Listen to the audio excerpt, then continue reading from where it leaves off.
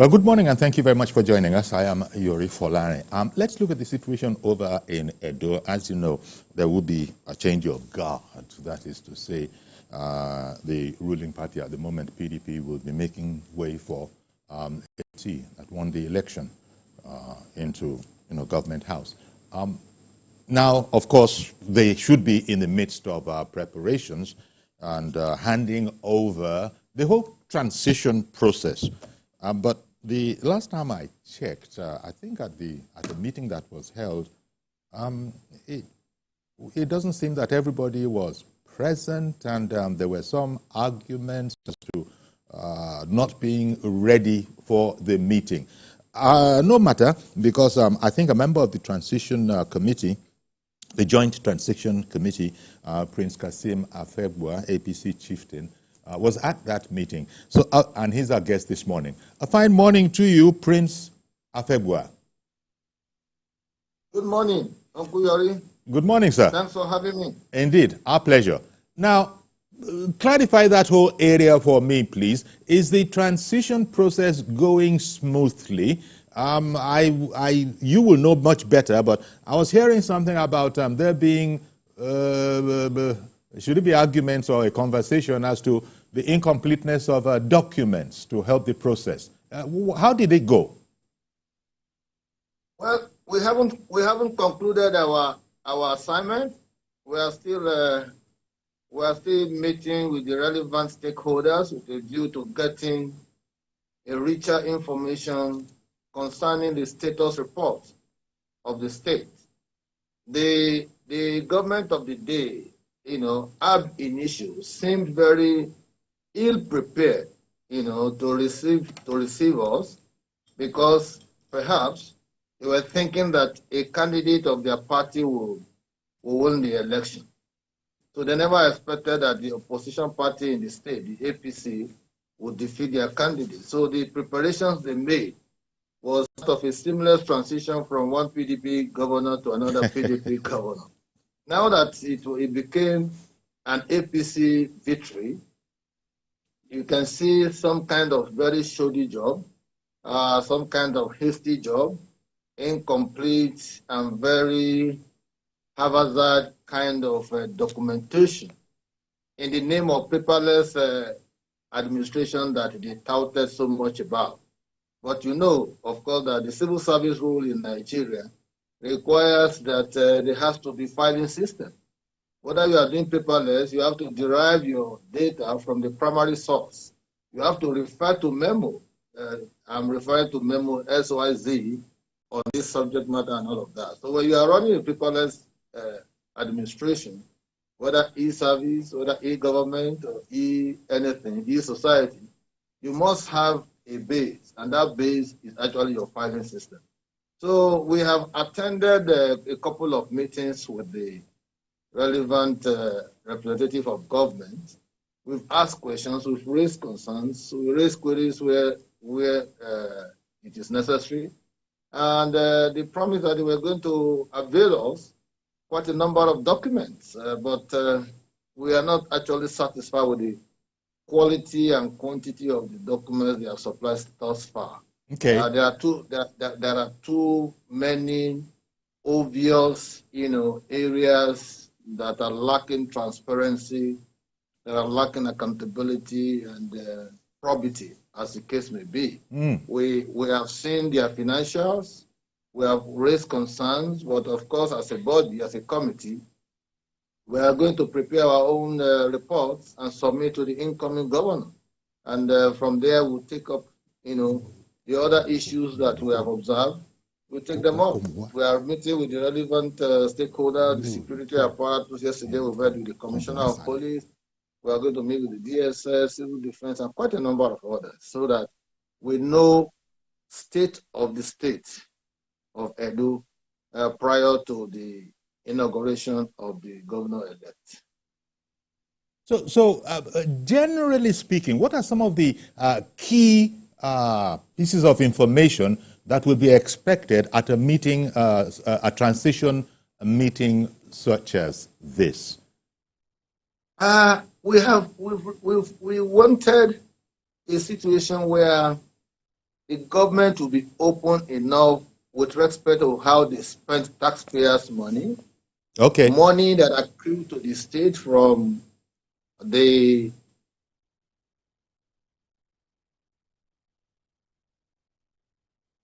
Okay, it's stuck for a while there. Just trying to get from Prince Afegbua what exactly they were looking forward to, but were disappointed by not seeing. I think so. Okay. Yes, you're back online now. Go ahead, please. Okay. So we expected to know how the government expended revenue allocation from federal allocation, from 30% derivation, from internally generated revenue that has increased according to them.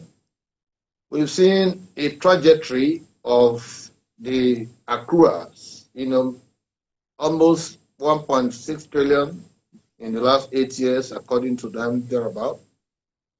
And despite that kind of resources, we also see an accumulated debt of about 462 billion, taking off from 43 billion that they inherited in 2016. And they told us that the state has not borrowed any money in 8 years, and that what we see is the volatility of the exchange rates prior to 2016, and the debt of the state now had to increase to 462 billion. And so we are making a blanket statement in some of our submissions that no bank, nobody should come forward to tell us that Edo State is owing a kobo. Since the government of the day has stated that there are no borrowings, no debts incurred in the process aside from the one he inherited. So that would be a takeoff point. And again, we also wanted a breakdown of some of the issues they raised. If you said, for example, you said you have 40 uncompleted projects, it's our responsibility to know how far those projects have gone. Is it 20% completed? Is it 80% completed? How much have you expended on them? How much are the commitments that we are expected to defray if we are to commence or to complete those projects? But just writing very vague reports that you have 40 uncompleted projects, the status of which we are not aware of, also beggars the question. So the government, I think it was much in a hurry to just hand over to us very wishy-washy reports because they never expected that APC will win. If it were to be PDP, it would be Padi report. But now that it is APC, they see a clearer need or a greater need to interrogate all of the issues they have presented. They call them 5 thematic pillars. 5 thematic pillars that are neither here nor there. In one of our meetings, I had to raise concern that we are tired of listening to literature review. We are not interested in literature. We want to know how much you have received within the period, and how did you expend these resources? Okay. What are the projects? One moment, please. What is the cost of this project? One moment, please. One moment, please. I'll return to the subject immediately. Just to announce that there's a presidential grants and loans scheme for micro, small, and medium-sized enterprises will be holding, and it's at the Abuja Arts and Culture Center, and we're joining them. But programming continues here, and for those on the terrestrial aspect of our broadcast, they can always pick us up on YouTube, as well as those in diaspora. Okay, so that's just to get that out of the way, Prince Kassim Afegbua. Now, how disrupting is this? Because if it seems, and I say I use the word seems, that they are not able to give you the kind of cooperation and sharing that would be required in a committee such as yours, a joint transition committee. How disrupting is that? Because I'm asking that against the backdrop of when indeed the new governor is sworn in and his administration takes off, they probably will be able to find out a lot. After all, you can run, but you can't hide, is the maxim, right? Yeah, whether they like it or not, on Tuesday, November 12th, there will be a brand new government taking off the commencement of a 4-year tenure. And that will also given us the opportunity to dig into hidden documents or hidden parts, really, as to speak. From the little we have seen, there is too much of opaqueness, no lack of transparency in terms of openness with respect to documents and financial details of transactions. We have raised query. There are quite a number of platforms, projects that were carried out using Edo State money as collateral from the stock market, and when they come, they build, they sell midway, and you without seeing any equity contribution from the state government. Ab initio, the resources are from the state, but along the line, the state will just disappear. And then they now tell you that this property, these projects are personally driven by individuals who are investors in the state economy. There are quite a number of queries. There are a lot of questions to be answered. The same way that we will be asking those questions, we will also be letting the public know how far Governor Obaseki drove the state in terms of performance. And we're also going to let them know the kind of resources that came into the state and how he expended those resources, to the point that Edo State is heavily indebted. Number 3 in the hierarchy of states in Nigeria in terms of indebtedness. That is the statistic from the Debt Management Office. And so there's too much of hoopla, around the Edo geographic space in terms of digital government, telling us that you want to drive Edo economy to a $1 trillion, $100 billion economy and all of that. But when you compare what's on ground with what's on paper, they are far apart. Edo is very beautiful on paper in terms of the demographics, in terms of what they present to us as details of what they have done so far. You will almost compare Edo State to maybe UK. But on ground, Edo is rotten. Potholes infested roads, poor health facilities, and so many other infrastructural decay that are begging for attention. Even the ones that they are commissioning, as we speak, are uncompleted projects that ought to have been completed.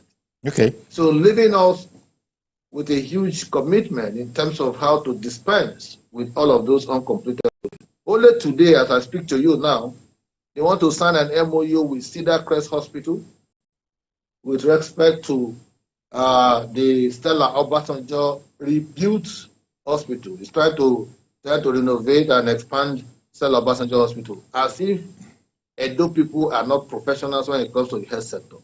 The specialist hospital built by Adams Oshomole was handed over to Obaseki's friends from other parts of the country, not Edo people. They are running it on a lease basis, made that hospital to be beyond the reach of the ordinary Edo person, a reason that formed part of the motivation for building the hospital has already been defeated by making it an elitist hospital, which was not the motive behind the building of that particular hospital. So, like as we speak now, Cedar Crest is going to enter into an MOU, a PPP with Stella Obasanjo, and I'm just going to use this medium to inform them, alert them that they should please hands up, because from day one we are going to cancel that particular MOU. Oh dear. There are Edo people that can run hospital. The Stella Obasanjo Hospital ab initio was built by Lucky Benedian administration. If he is trying to expand it and all of that, that's good, but it must be run by Edo State professionals, not handing over hospital to outsiders and make it like a business concern to funnel the pockets of those who do not have their stake in the state. So this is one of several other issues. The Radisson Blu Hotel, we all knew that they took 25 billion from the stock market using Edo State as the collateral. Now they have sold it to some other business interest, and they are telling us in the report they presented to us, you don't see Radisson Blu featuring at all. Osiomo Power Plant, the same thing. Modular Refinery in Ologbo, the same thing, and quite a number of others. And I'm sure you are aware that the Accountant General and 3 other persons are with the EFCC now because they were making frantic efforts to make huge withdrawals from the 14.6 billion naira agricultural loan and all, wow. agricultural bailout fund, kind of. So there are quite a number of issues, and I'm happy that the EFCC has stepped in. The information we have, the documents we have, we will hand over to EFCC to dig deeper into the mold and ensure that there is value for money for everything that Governor Basaki did when he was the governor of the state. But anything outside that will not be welcome, will not be tolerated by Edo people. We are going to be standing in to make a difference because we promise that a new Edo is rising. So we have to do things differently. Openness, transparency, and accountability will be the key words. Okay. You know, when I asked some time earlier how disruptive this might be towards a smooth, undertaking, transition, I was just thinking that, well, this is usually what happens. Well, maybe I shouldn't say usually. It has been known to happen that an incoming administration is coming in to fix a lot of problems. Even at the federal level, we've heard that the previous administration left so much undone that needed to have been done, and now it falls to the lot of the incumbent administration. So I imagine that's very much the spirit in which this project shall be tackled as well, even if the transition committee, for the consideration of the incoming governor and his team, even if they haven't got all that they have, they will be having, they probably have plans of their own and will not let this frustrate them, because people will, I imagine, tolerate the explanation only for a very short while that so much was not done or was done wrongly by the past administration. Surely you are aware that the position is going to be from the point of view of the electorate, but you are in charge now. That's why we put you there, to fix all of these things. Well, it's a good challenge, and we'll measure up to that. Our governor-elect is someone who has his own, source and sources of revenue as an individual. So he will not bother himself, dwelling so much on state pulse to enrich himself. No. He's a humble, easygoing guy who has a heart for his people. I know that part of the campaign we rolled out during the electioneering period was to inform Edo people that we were done with Lagos cowboys, those who are economic predictors and buccaneers, who are coming to feast on the state and deal a blow to our collective patrimony. Having succeeded to defeat them in good measures, having taken the fight to the electorates, having convinced the electorates, the responsibility and the onus is now on us to look at the problems and find solutions that will be time-tested, to confront those problems. And if I tell you that the challenge is not going to be a huge one, I will be telling lies, because road infrastructure in Edo State is quite worrisome. Health institutions, the same thing. General hospitals are in a rotten state. Education in the name of Edo Best is nothing to write home about. And so now that we are beginning to interrogate, the specifics, we are beginning to see too much of Obubuyaya. In local language, you call it Obubuyaya, but in English, it is the more you look, the less you see. Okay. And we don't want such kind of narratives. We want to be able to do that which we have promised. The governor-elect, when he comes into office from day one on Tuesday next week, is going to hit the ground running. He's got quite a number of policy framework, policy initiatives that he will introduce. He has told us that he's going to declare emergency in the health sector, in the security sector, and in the education sector. Edo must regain its lost glory, the essence of our homogeneity of purpose, the essence of our solidarities across different ethnic configurations. All of this will help to promote harmony and some kind of oneness and unity in driving the collective vision that will take Edo to the next pedestal. Okay, let me bring on the caller. Let me bring on our first caller. I beg your pardon. Good morning, Mr. George.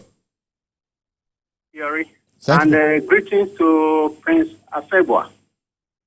Prince Afegbua, I have to say congratulations to you and your team for the good job you did. Thank you very much.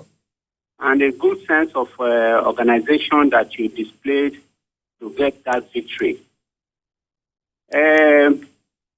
Please, through you, I want to convey a message to the governor-elect that we congratulate him and expect him to deliver on his promises. One candid advice I want to give through you to him is that he should look at River State, what is happening between Tubara and Wike, and must ensure that such does not happen in Edo State again.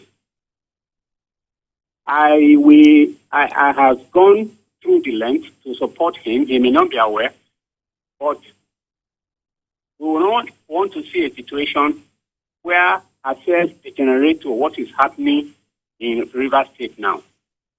There are some other states betrayals have happened. I'm not saying he should be a puppet to Comrade Oshomole, but we don't want to see the kind of thing that is happening in River State in Edo State. He should please face his job. I will be the first person to go against him if we see that kind of a thing is trying to rear its head in Edo State. Comrade Oshomole is not the type that will be overbearing on him. Okay. We know that he is a man that has been tested in our state. We are not saying the governor should, it should be his puppet or everything he says is what he must do. No. But we know that Oshomole is not like that. The governor must not do what I am saying in River State. If he does that, I will be the first to oppose him. Okay, Mr. George, thank you very much. Appreciate your call. Well, can I respond? Yes, please. Okay, let me thank the caller, Mr. George, for giving me this kind of very selfless advice. And let me also convey to him that the governor-elect is not one that is combative, is not one that is disrespectful to both the young, the old, and the average Edo person. He is one person who is thoroughbred and who understands the nuances of living a communal lifestyle as Africans and by extension as Nigerians. What binds us together is actually our cultural linkages, our affinities, both political and social, and our readiness to pursue a cause for the common good. So this idea is very much in place when you look at Senator Monday Okpebolo, the governor-elect. So we are not going to be detained by thinking that there will be a River State scenario in Edo State. God forbid. From the little I have seen of him and from the much that I know of him, is one person who is very humble and who also understands how to say thank you for the good you have done to me. Okay. And that thank you will be reflected in the quality of projects you will be able to do for Edo State. Okay. I had a very detailed interaction with him just yesterday. And I was impressed by the kind of things he wants to start almost immediately once he takes over on Tuesday. Okay, that's the incoming governor. Yes. Okay. Incoming governor. I beg your pardon, Prince. Sorry, let me bring on Reverend Dominic, who has been waiting for a while. Good morning, Reverend. Good morning, Chief Jory. Okay. Good morning, Chief Kassim. Okay. Thank you. Please go ahead, Reverend. Can you hear me, sir? Yes, go ahead, Reverend. I can hear you. Yeah. Please, I want to say congratulations to Chief Kassim and his company that they won the election. Congratulations. But Chief Thank you very much. I want to say this for the interest of our nation. I've told you I give patriotic contribution to this nation. I don't support any party any longer. I have heard Chief talk about the transition committee. I want to take you to hear this, that the election is over. To a better Edo, they should pipe down and cool down and calm down and take over the government. There's nothing hidden in government when you are now the head of the government. There's no way this outgoing government will give you everything you want. That's Nigerian politics. But you calm down and stop antagonism and take over the government and have in their mind to do better than the man leaving the office. There's something I watched in channels last night that broke my heart. Chief Okube, the way he was talking down on Buhari government 8 years, punched my heart. Why should we always talk down about the last government and put the whole blame on the last government instead of trying to improve whatever we've done? Whether you like it or not, Chief Kassim, Adams Oshimole cannot support themselves from this outgoing government. Kassim and Adams Oshimole told us that this man governing Edo now, that's about to leave by nation, was the best hand, was a technocrat. That's what they told us. And we bought it. Talking now, give me some concern. Election is over. Campaign is over. The only thing we have to do now is to find a way to govern this nation. Why? Both from north, south, and east and west, we are going through economic challenges. The only thing somebody will do to support Mr. President now is to give good governance in this subnational. Because there's something Mr. Tinubu will never do in Edo State or Lagos State. He's like a helicopter over everything now. But very good governance is in the state. Things work well. So let the chief stop campaigning and calm down. Next week they take over the government. Whatever they want to find in the finance, so that Edo will be united for good governance. Number two, what just said is obvious. By the way Chief Kassim is saying now, they will dictate for this coming governor. And that's impacting in Nigerian state politics. What judge is anticipating will happen. Because I've seen the way Kassim is analyzing things. I think he's the incoming governor. But if they can give the young man a breathing space, he can govern by his own understanding. And let there be peace in Nigeria. We've had it bad enough. God bless Nigeria. Thank you very much, Reverend. Okay, Prince Afegbua, I'll take a quick break. Just in case there was any of that you wanted to respond to, we'll be right back. So please do stay with us.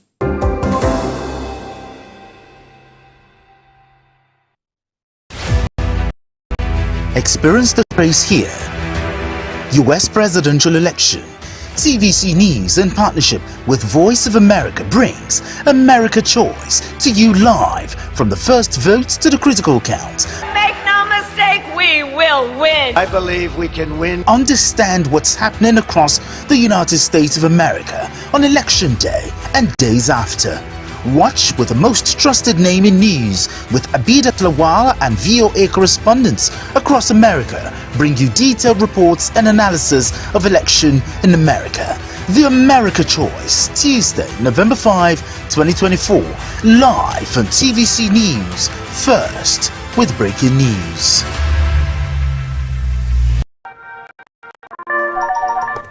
Hello, TVC Communications, how can I help? What makes TVC the right choice for my business? Excellent question, sir. Let me share some exciting facts with you. Start your day on TVC Entertainment with Wake Up Nigeria, a family and lifestyle show. Your view empowers women globally. It's your view, let it count. Entertainment Splash delivers the hottest celebrity trends. On TVC News, we keep you informed with breaking news and in-depth analysis of events shaping the world. I will continue to speak the truth. TVC News at 7 and TVC News at 10 p.m. delivers the most important stories of the day. Max FM, your hit music radio station, captivates listeners daily across Lagos and Abuja, making every commute more enjoyable. Adaba 88.9 FM is not left out, as it is the voice of Southwest. And on TVC Digital, we reach 2 million viewers daily. All together, pulls in over 17 million viewers daily. Contact us on 0707 272 8338 or marketing at tvccommunications.tv. Partner with TVC Communications today. Let's grow together.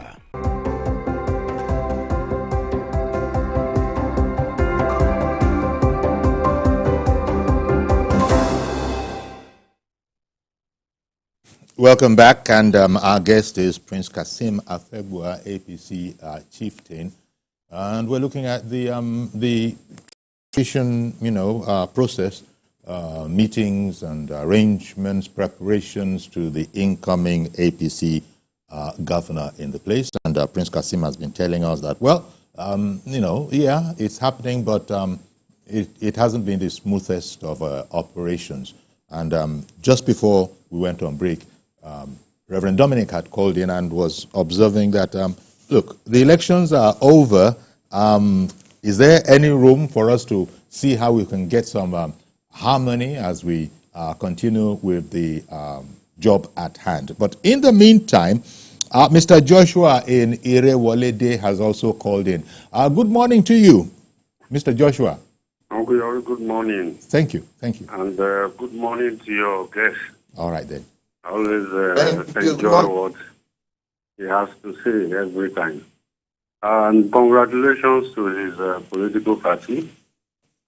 This situation brings me to the government structure that we're running, where this situation where the elections are over, the executive governor still has the exclusive power to run the state affairs for the next 3 months, which is a constitutional provision. But there is a gap there. You see, in this situation now where his political party loses the election, and then he has to make up for the money they have spent, he's going to dip his hands into the state coffers. And you see, most times I ask myself, it's not about EFCC chasing after treasury looters. The point is, where can we cover the gap where it becomes a bit difficult for people to even steal? That prevention in this area is better than cure. But in this situation, I think the people, the lawmakers and everyone needs to look at that area.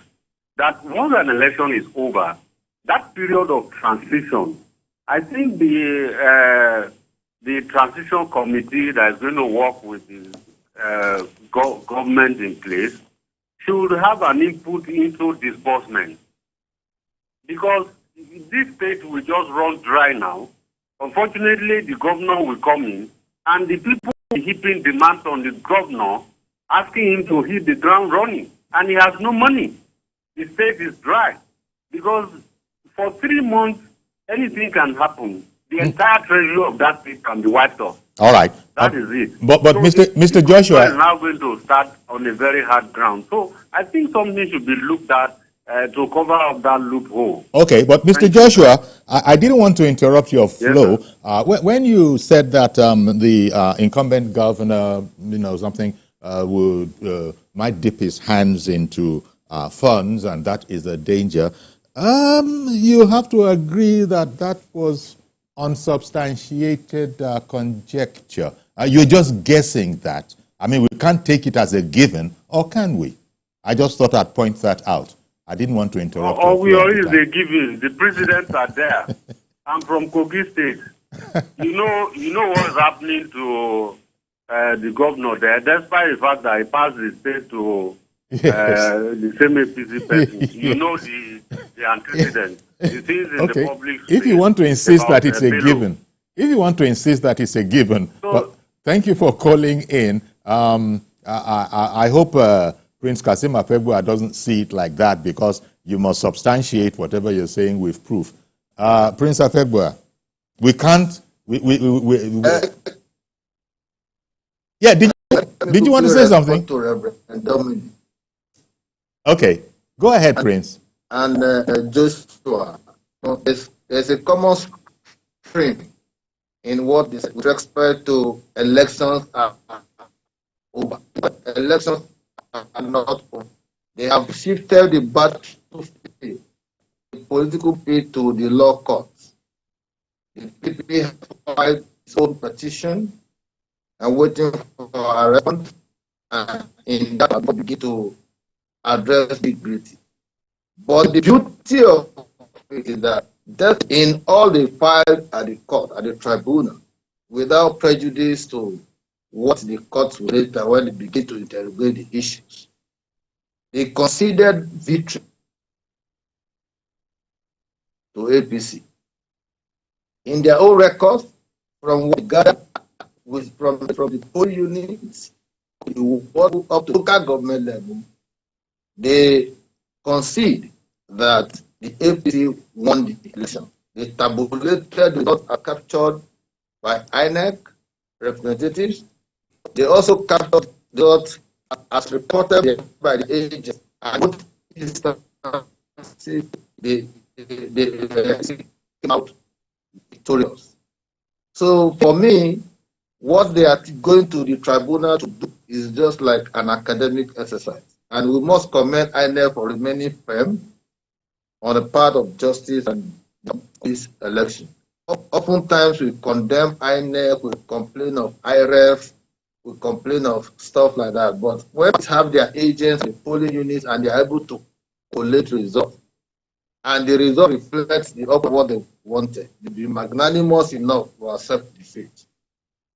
APC won this election, within the PDP own situation room, within I situation room, and within APC situation room. So the next question will be, what are they looking at tribunal? They are just trying to fish or maybe ancillary factors, and maybe the Nigerian factor can upturn what was validly and legitimately handed over to APC as a mandate of Edo people. So we appreciate Edo people for voting for APC without let or hindrance. We also appreciate them that we are prepared to confront the tribunal, and we will be advancing very legitimate, reasons why that victory must stand. But again, politicians must learn to accept outcome of election, irrespective of the kind of emotions and sentiments they may want to convert. And if I derive inspiration from what Reverend Dominic is saying, it goes to suggest that, elections are over, we should forget the past and all of that. This is always the mistake we make. We must always begin to interrogate processes that lead to outcome. You cannot run a state for 8 years and we see financial infractions and lack of transparency in your conduct, and you are telling us not to raise questions. I am not speaking as the governor-elect. I am speaking first as a member of the APC, second as an insider, third as a member of the transition committee who has been availed certain documents that we have interrogated, we have dissected, and I've come to the conclusion that the outgoing government was profligate, and embark on so many journeys of self-aggrandizement. And in weeks and months to come, given the opportunity, we will definitely see, greater details into what transpired in 8 years or in the last 4 years to cut it short. Okay, so but before you go further, I don't want to hold on interminably. Sorry? Prince in Abuja has called in. Good morning, Prince in Abuja. Good morning to Chief Afegbua in your studio there. Yeah, thank you. I would like to first and foremost congratulate the APC on their win in the election. And I would like to quickly iterate that I did call him at some time back when he was a guest in your studio, and I did intimate him on the fact that we have a lot of Nigerian bright youth from Edo State who are scattered all over the world, who have at various times tried to actually give in their quota to the state. Now, he made a promise that this government is one that is youth inclusive in nature, and by God's grace, God has brought them into power. So I need him to, as a matter of fact, state categorically what they have on the table for youth. Because I myself, as an individual, I will see a situation where tomorrow I'm calling TVC, I'm not calling from Abuja, rather I'm calling from Edo, because my state has given me an opportunity to actually contribute my quota towards the growth issues, security issues in Edo State. Begs to say that the issues of lack of jobs in Edo State is one of the major issues. I know, yes, it's rampant in all over the states in Nigeria and all that, but Edo State has a lot that they can do to actually bring in youth into the system, having paid jobs that can take them off the street to be able to take away these youth restlessness and a lot of security challenges we have on the state. So I would want to hold them to your word, to his word, so that they can act on that, and let's see actions on it. Congratulations to them once again, and we're looking forward to a bright and better, prosperous Edo State after the over. Thank you very much for your time. Well, thank you, Prince. Prince Afegbua, I know you were probably going to also comment on something another caller had called in on. I think that was Reverend Dominic, was it? If I'm not confused now, because... Yes. I think I have landed on Reverend Dominic and Joshua. The Prince, I remember during campaigns he didn't call across to ask what we have for them. And I remember telling him, it's not just about sitting there and say, what do you have for them? Policy needs and framework must always come youth and women, because they are the most vulnerable. And once you're able to jumpstart projects in different categories, you provide jobs. Because if you ask people or a simple economy, there are those who will think that the only way to jumpstart an economy that is in doldrum is for you to be productive infrastructure, renewal, building infrastructure, health sector, education, and all of that.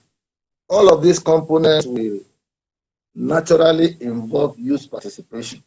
But this is going to be a government, based on my discussions with the governor, that to also have a roundtable, sit down with youths, and also generate ideas. It's not just about saying that there are no the youth are not being how many of them are ready to take up certain productive engagement in terms of even learning special skills in POP making, building, in plastering, furniture making, and what have you. And those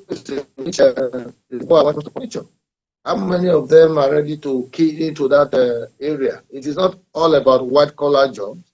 People, the youth, must be ready to ensure that they are able to key into this specialized skills area, so that the hunger for their labor or for their skill will increase and will accommodate it. It will shock you to know that in Edo State and some other parts of Nigeria, if you want a good person who will fix your POP in your new house, you go to Togo or Ghana or Benin Republic.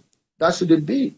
So there are going to be platforms of engagement for youth, and as time goes on, we'll be able to know how to compartmentalize youth participation. If you are building infrastructure, who are the people you are going to use? You are definitely going to carry artisans and the ordinary folks out there, those who are specialists in building, construction, weather, and so many other persons that will be involved in all of those construction work. So the governor-elect has promised that he will convert Edo to a furniture headquarters. He will make sure that he's able to, generate jobs using that intervention in those critical infrastructure area, and by so doing, empower the youth to also take up their own productive engagement with respect to the kind of skills they have to flaunt. You don't just create jobs for people. People must have skills, the relevant skills, to be able to do those jobs. So first thing first, we will sit on the round table, have interaction with them and all that. That's what he promised. As we speak now, he's already having some engagement with youth groups and civil society and what have you. So when he comes on board, it is his responsibility to be able to network all of this youth population and ensure that he's able to, engage them in the critical sector of the state economy. Okay. You know what? I think we're going to have to leave it here because we really are very, very close to our time boundary. But I'd like to thank you, Prince Kassim Afegbua, for I would like to make a point that I think the media and other Nigerians should try as much as possible to try to prevail on politicians to always accept outcome of election results. The money they waste hiring lawyers to look for election victory in the law court can also serve to add value to society with respect to the youth that that the last caller mentioned, and some other aspects of our socio-economic life. If they tell you how much an SAN is going to earn for just pursuing litigations and all of that, they are often mind-boggling fees. Okay, but I think your point has been taken, Prince. The role of sportsman. They must show sportsmanship in the way and manner they go about it. All they right. know in their heart of heart, the PDP, that APC won this election hands down. Even by their own reports, we won. All right. As I said, we really have to leave it here. But I want to thank you very much, Prince Kassim Afegbua, for coming on. And the point that you've just made last year, that a lot of expenses go into contesting elections, sometimes unnecessarily. So thank you once again for coming on the program this morning. It's a pleasure always. Indeed. It's a pleasure. Okay, so that's our program today. Do please join us tomorrow for a fresh edition. I am Yori Folare. Bye-bye for now.